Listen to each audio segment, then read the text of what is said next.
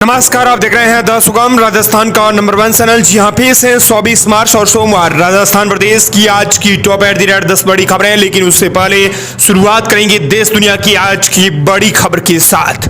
बड़ी खबर, अब किसान बिना एक्सपोर्ट ड्यूटी के अपने प्याज को विदेश भेज सकेगा। 6 महीने से लागू 20% टैक्स 1 अप्रैल से होगा खत्म। दरअसल अब किसान विदेश में एक्सपोर्ट ड्यूटी दिए बिना प्याज भेज सकेंगे। इसे सरकार ने 1 अप्रैल से हटाने का फैसला लिया है।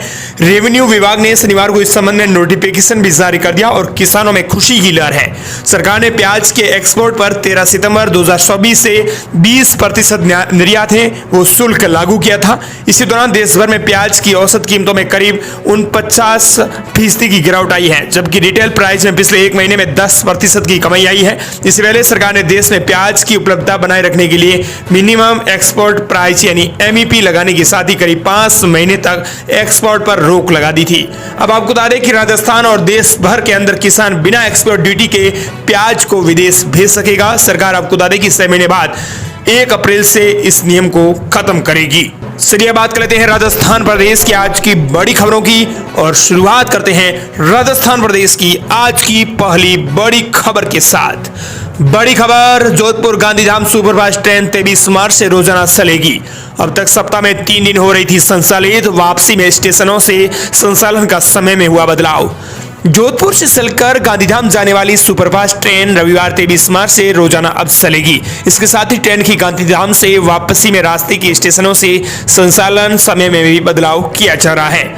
अब तक ये ट्रेन सप्ताह में 3 दिन तक संचालित की जाती थी, लेकिन अब को बता दें कि जोधपुर DRM पंकज कुमार सिंह ने बताया कि अब जोधपुर से चलकर गांधीधाम जाने वाली सुपरफास्ट ट्रेन को हमेशा चलाया जाएगा।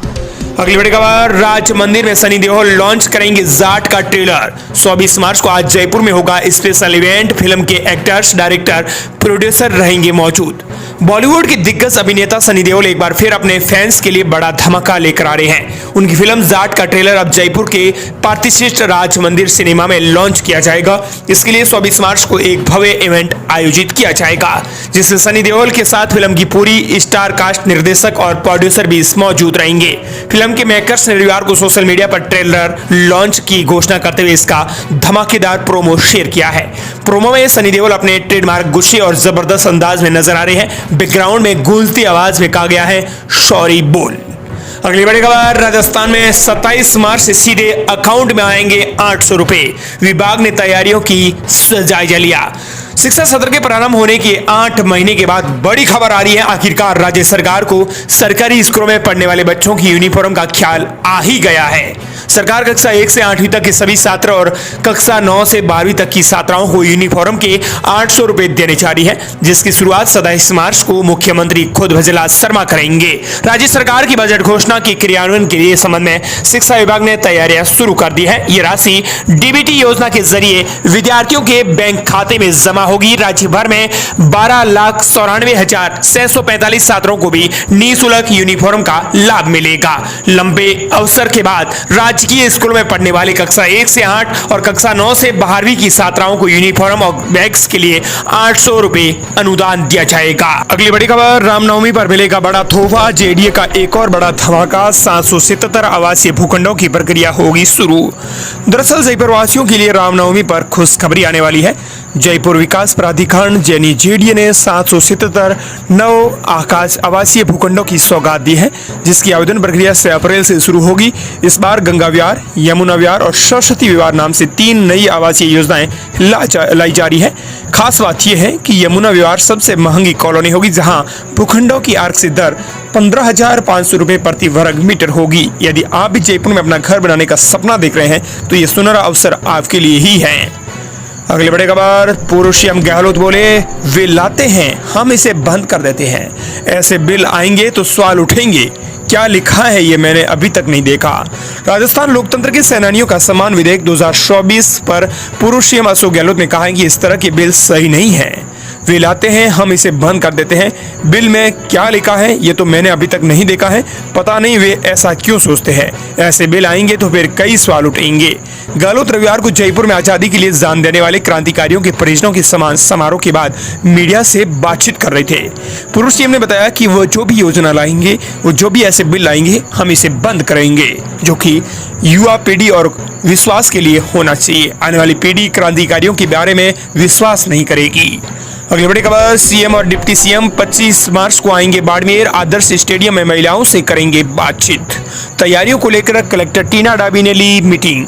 राजस्थान सीएम भजनलाल शर्मा 25 मार्च को बाड़मेर आएंगे, साथ में डिप्टी सीएम दिया कुमारी का भी दौरा प्रस्तावित है। राजस्थान दिवस प्रोग्रामों की शुरुआत मंगलवार को आदर्श स्टेडियम में महिला स्वागत के साथ करेंगे। प्रस्तावित दौरे को लेकर जिला प्रशासन ने तैयारियां शुरू कर दी हैं। कलेक्टर टीना डाबी ने कॉन्फ्रेंस हॉल में जिले के समस्त अधिकारियों के साथ मीटिंग की है। दरअसल लोकसभा चुनाव के बाद पहली बार राजस्थान के सीएम बाड़मेर पब्लिक मीटिंग में आएंगे। हालांकि जनवरी महीने के अंदर सीएम भजनलाल शर्मा ने पचपदरा रिफाइनरी और बाड़मेर एमपीटीआई और कंपनी के अधिकारियों के साथ मीटिंग की थी, लेकिन पब्लिक मीटिंग नहीं की। अगली बड़ी खबर, राजस्थान कोर्ट के आदेश का पालना नहीं करने पर 2 आईएएस अफसरों को पड़ा महंगा, 3 महीने मिली जेल की सजा। राजस्थान में 2 वरिष्ठ आईएएस अधिकारियों प्रवीण गुप्ता और भास्कर सावंत को सिविल कारावास की सजा दी गई है। जयपुर के वाणिज्यिक न्यायालय ने ठेकेदारों को भुगतान नहीं करने पर यह सजा सुनाई है। गुप्ता और सावंत ने इस आदेश को हाईकोर्ट में चुनौती दी थी, जहां सोमवार को सुनवाई होगी।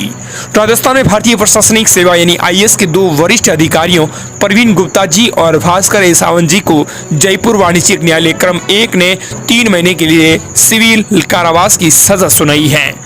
दरअसल आपको बता दें कि सड़क निर्माण विवाद में पीडब्ल्यूडी के एसीएस प्रवीण गुप्ता को इस सजा मिली है। दूसरी ओर पीएचडी के एसीएस भास्कर सावंत को पाइपलाइन प्रोजेक्ट विवाद में ये सजा दी गई है। अगली बड़ी खबर, अब नया बिजली कनेक्शन लेना होगा बहुत आसान, उपभोक्ताओं को नहीं लगाना होगा फसक्कर। दरअसल प्रदेश भर के अंदर अब नए बिजली कनेक्शन के लिए ई मित्र के माध्यम से आवेदन प्रक्रिया को और अधिक अच्छा बनाया जाएगा।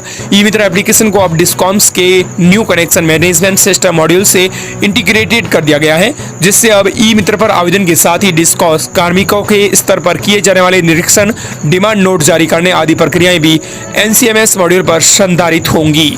इससे आवेदकों को ई मित्र के माध्यम से आवेदन के बावजूद कनेक्शन के लिए डिस्कॉम कार्यालयों के चक्कर लगाने की जरूरत नहीं पड़ेगी। वहीं प्रदेश की अगली बड़ी खबर, 1 अप्रैल से 130 नए मार्गों पर रोडवेज बस सेवा होगी शुरू, 700 से अधिक गांवों को मिलेगा सीधा लाभ। दरअसल सीकर में यात्रियों के लिए राहत भरी खबर सामने आ रही है। सीकर के 700 से अधिक गांवों को अब सीधा लाभ मिलेगा। दरअसल 1 अप्रैल 2025 से 130 नए मार्गों पर रोडवेज बसों का संचालन शुरू होगा। इससे 700 से अधिक गांवों को सीधा लाभ मिलेगा और यात्रियों की यात्रा अधिक अच्छी हो जाएंगी। अगली बड़ी खबर, राजस्थान के अंदर वेदर अपडेट को लेकर है। ला नीना की वजह से बदलेगा राजस्थान के मौसम का मिजाज, कहीं बारिश तो कहीं गिरेंगे ओले। ग्लोबल वार्मिंग का मौसम पर असर नजर आने लगा है। राजस्थान में जून तक लगातार मौसम में बदलाव देखने को मिलेगा। मार्च में तापमान में बढ़ोतरी का दौर जारी है। अप्रैल से जून तक तेज गर्मी की संभावना है। हालांकि ला नीना की वजह से प्रदेश में अगले 3 महीने तक मौसम का मिजाज बदलेगा। पश्चिमी विक्षोभ में होने वाली उथल पुथल से प्रदेश में कहीं बारिश तो कहीं ओले गिरने की भी संभावना है। साल 2025 की शुरुआत से ही ग्लोबल वार्मिंग का मौसम पर असर दिख रहा है। इस बार हिमालय क्षेत्र में बर्फबारी भी देरी से हुई है। मौसम विशेषज्ञों के मुताबिक प्रशांत महासागर में ला नीना की गति सामान्य होने से मौसम प्रभावित होगा। अगली बड़ी खबर, 25 से 31 मार्च तक होगा राजस्थान दिवस का उत्सव। सीएम भजनलाल शर्मा महिलाओं और किसानों को देंगे कई सौगातें। दरअसल मुख्यमंत्री भजनलाल शर्मा के मंशानुरूप 25 मार्च से लेकर 31 मार्च तक प्रदेश भर के अंदर राजस्थान दिवस का मेला मनाया जाएगा। महिला और किसानों के लिए विशेष सौगातें दी जाएंगी। 25 से 31 मार्च तक होंगे विभिन्न कार्यक्रम। इसके अंदर 25 मार्च को मरुद्रा बाड़मेर से मुख्यमंत्री भजनलाल शर्मा की उपस्थिति में मातृ वंदन कार्यक्रम होगा। वहीं 26 मार्च को किसान सम्मेलन होगा। वहीं 27 मार्च को गरीब और अंत्योदय का मुख्य कार्यक्रम आयोजित किया जाएगा। इसके अलावा 29 मार्च को युवा रोजगार उत्सव यानी युवा रोजगार उत्सव मेला मनाया जाएगा। वहीं 30 मार्च को रामनवमी मनाई जाएगी। अगली बड़ी खबर, राजस्थान विधानसभा में धर्मांतरण विरोधी बिल पर फिर अटका। कल 3 बिल पास होंगे। कोचिंग सेंटर का रजिस्ट्रेशन अनिवार्य होगा। राजस्थान सरकार का धर्मांतरण विरोधी बिल एक बार फिर अटकने के आसार बन गए हैं। बजट सत्र में धर्मांतरण विरोधी बिल पारित नहीं होगा। सोमवार को विधानसभा के बजट सत्र का आज आखिरी दिन है और 3 बिल पारित होने वाले हैं। इनमें धर्मांतरण विरोधी बिल भी शामिल नहीं है। धर्मांतरण विरोधी बिल को 3 फरवरी को विधानसभा में पेश किया गया था, लेकिन इसे सदन में पारित करवाने की तारीख तय नहीं की गई। अब ये अगले सत्र तक अटक गया है। धर्मांतरण विरोधी बिल में जबरन और लोभ लालच में धर्म परिवर्तन करवाने पर 50,000 से लेकर 5 लाख रुपए तक का जुर्माना और 1 से लेकर 10 साल तक की जेल की सजा का प्रावधान था। धर्म परिवर्तन के लिए कलेक्टर को 2 महीने पहले आवेदन करके अनुमति लेने का प्रावधान शामिल था। धर्म परिवर्तन के मकसद से शादी करने वालों के खिलाफ भी कड़े प्रावधान किए गए थे। अगली बड़ी खबर, नाबालिगों को तलाश नहीं करने पर सियार एसपी हुए तलब। हाईकोर्ट ने 12 धौलपुर, झुंझुनू और डीग पुलिस अधीक्षक से मांगा जवाब। हाईकोर्ट ने प्रदेश के सियार अलग अलग मामलों में नाबालिगों की तलाश नहीं होने पर सियार जिला पुलिस अधीक्षकों को यानी एसपी को तलब किया है। अदालत ने 12 और धौलपुर पुलिस अधीक्षकों को 7 अप्रैल, झुंझुनू एसपी को 8 अप्रैल और डीग एसपी को 9 अप्रैल को तलब किया है। अगली बड़ी खबर, राजस्थान में अवैध निर्माण वालों के लिए अब खैर नहीं, सरकार ने जारी किए नए आदेश। दरअसल आपको बता दें कि अवैध रूप से निर्मित भवनों को अब भवन में वाणिज्यिक गतिविधियों का संचालन करने की अनुमति नहीं होगी। इनमें शहरी निकायों द्वारा जारी व्यापार लाइसेंस, विवाह स्थलों, होटल और रेस्तरां, खाद्य विभाग द्वारा जारी खाद्य लाइसेंस शामिल हैं। यदि कोई व्यक्ति लाइसेंस के लिए आवेदन करता है तो विभाग को संबंधित निकाय से भवन निर्माण की मंजूरी, भवन उप नियमों के अनुसार निर्माण की स्थिति के बारे में पूछना होगा। इसके बाद ही अनुमति दी जा सकती है। एक मामले में सर्वोच्च न्यायालय के फैसले के बाद शहरी विकास और स्वायत्त शासन विभाग की नींद उड़ गई है और इस आधार पर आदेश जारी कर दिए गए हैं। अगली बड़ी खबर, अपडेट, राजस्थान में जयपुर किशनगढ़ हाईवे पर भांकरोटा फ्लाईओवर का काम पूरा। राजस्थान के जयपुर किशनगढ़ हाईवे पर भांकरोटा में बन रहे फ्लाईओवर के निर्माण का काम पूरा हो गया है। 25 मार्च को यह फ्लाईओवर आम जनता के लिए खोल दिया जाएगा। National highway authority of India ने फ्लाईओवर के निर्माण काम के पूरा होने की घोषणा की है। इस फ्लाईओवर के शुरू होने से जयपुर के लोगों को बड़ी राहत मिलेगी। हाईवे पर ट्रैफिक जाम की समस्या से छुटकारा मिलेगा और वाहन चालकों को निर्बाध सफर का मौका मिलेगा। इस हाईवे के बारे में हम खबर इसीलिए दे रहे हैं क्योंकि ये सबसे व्यस्त हाईवे में भी शामिल है। एनएसआई की रिपोर्ट के मुताबिक जयपुर किशनगढ़ हाईवे देश के सबसे व्यस्त हाईवे में से एक है। करीब 90 किलोमीटर लंबे इस हाईवे पर प्रतिदिन 1 lakh passenger car unit traffic गुजरता है। इस वजह से हाईवे पर प्रमुख जंक्शनों पर फ्लाईओवर बनाए गए हैं ताकि ट्रैफिक सुगमता से भी संचालित हो सके। दादी की 9 फ्लाईओवर बनाए गए हैं। अब भांकरोटा फ्लाईओवर के चालू होने से इस रूट के सभी 10 ब्लैक स्पॉट भी समाप्त हो जाएंगे, जिससे यात्रियों को राहत मिलेगी और दुर्घटनाओं की संभावनाएं भी कम हो जाएंगी। और दोस्तों, इस प्रकार ये थी राजस्थान प्रदेश की आज की बड़ी खबरें। मिलते हैं नई तमाम बड़ी खबरों के साथ।